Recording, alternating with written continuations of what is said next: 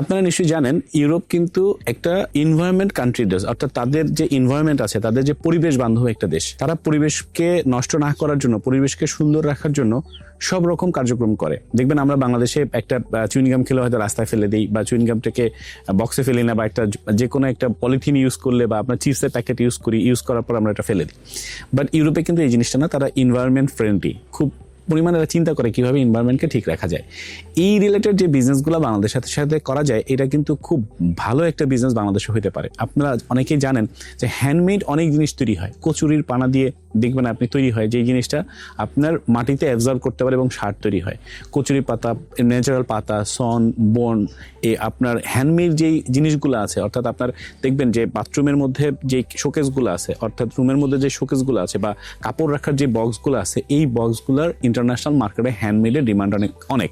দুইটা কারণ, একটা হচ্ছে ওরা জানে এইটা আমাদের থার্ড ওয়ার্ল্ড কান্ট্রিতে যাচ্ছে, গরিব একটা দেশ থেকে যাচ্ছে, এই দেশের একটা ডেভেলপমেন্ট হচ্ছে, যারা বানাইছে তাদের এই জিনিসটা প্রয়োজন, এবং ওরা যেই জিনিসটা ওই দেশে ব্যবহার করছে সেটা কিন্তু কি হচ্ছে, সেই জিনিসের ব্যবহার করার কারণে আপনার জিনিসটা তারা এটা প্রকৃতির সাথে মিশে যাচ্ছে, পরিবেশ বান্ধব হচ্ছে। এই জন্য এই জিনিসের যেহেতু ডিমান্ড বেশি, আপনার খরচটা কিন্তু বাংলাদেশের প্রোডাকশন কস্টিং কম হওয়ার কারণে ইন্টারন্যাশনাল মার্কেটে ডিমান্ড অনেক বেশি। সো এই ধরনের প্রোডাক্ট নিয়ে যদি আপনি কাজ করতে চান, আপনি যদি এক্সপোর্ট করতে চান, তাহলে কিন্তু আপনি খুব ভালো করবেন। এবং আপনি জেনে থাকবেন যে আলিবাবার মাধ্যমে চায়নাতেও কিন্তু এই প্রোডাক্টগুলো এক্সপোর্ট হয়ে থাকে। সো আপনি যদি চায়নাতে একটা বিজনেস ওপেন করে, বা লিথুয়ানিয়াতে একটা বিজনেস ওপেন করে এই ধরনের প্রোডাক্ট নিয়ে কাজ করতে চান, তাহলে সরাসরি আমাদের সাথে যোগাযোগ করতে পারেন। আমরা আপনার বিজনেসটা সেট আপ করে দিব, এবং এই ধরনের রিলেটেড বিজনেস করে, এই ধরনের প্রোডাক্ট নিয়ে আপনি কিভাবে বিজনেস করতে পারেন আমরা কিন্তু সেটা ওপেন করে দিতে পারি। ডিপেন্ড আপনি কি পরিমাণ সেল করতে পারেন, কিভাবে সেল করতে পারেন। আপনি যেই প্রোডাক্টই সেল করতে পারেন না কেন, বা যেই প্রোডাক্টটাই আপনি বানাইতে পারেন বা সোর্সিং করতে পারেন না কেন, আপনার মূল কাজটা হবে কিন্তু মার্কেটিং।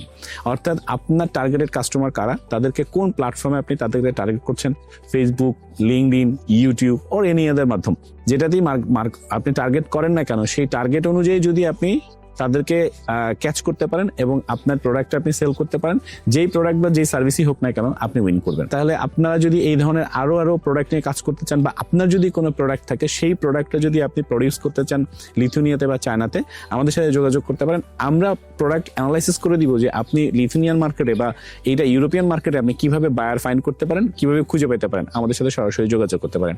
কে হয়তো আপনি শু মার্কেট নিয়ে কাজ করেন, হ্যান্ডমেড শু নিয়ে কাজ করেন, আপনার ফ্যাক্টরি ওরিয়েন্টেড শু নিয়ে কাজ করেন, গার্মেন্টস নিয়ে কাজ করেন, যে প্রোডাক্ট নিয়ে আপনি কাজ করেন না কেন, আপনি প্রোডাক্ট সম্পর্কে যদি আমাদেরকে জানান বা আমাদের সাথে কথা বললে, আমরা চেষ্টা করবো আপনার প্রোডাক্টটাকে মার্কেট ডেভেলপ করে দেওয়ার জন্য, বা ওই মার্কেটে কিভাবে এই প্রোডাক্ট আপনি সেল করতে পারেন সেটা নিয়ে কাজ করার জন্য।